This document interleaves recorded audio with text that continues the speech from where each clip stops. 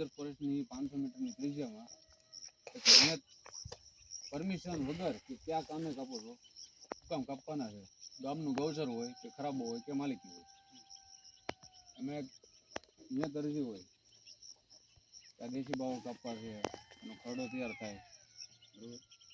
આ 20-20 વર્ષના દેશી બાવો તમે કાપો છો, કોઈ બી પરમિશન વગર નથી, લીગલ નથી.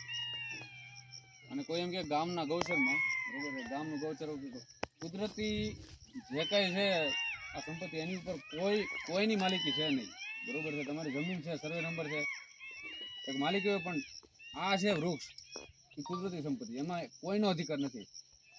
પરમિશન વગર આ વસ્તુ કપાતી નથી, બરોબર છે. તમારે જે કોઈ છે એને કહી દેજો, પેલી વાર વોર્નિંગ આપું છું, અહીંથી બધું આ ઉઠાઈ લે, બરોબર છે.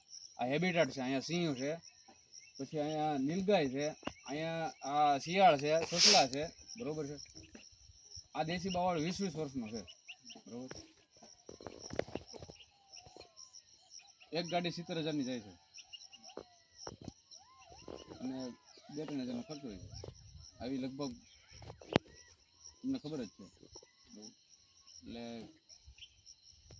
નિયત પરમિશન હશે મામલતદાર સાહેબની, ક્ષેત્રીય વન વિભાગની, તો જ આ વસ્તુ થાય. આજથી તમે આ બધી પકડી લો.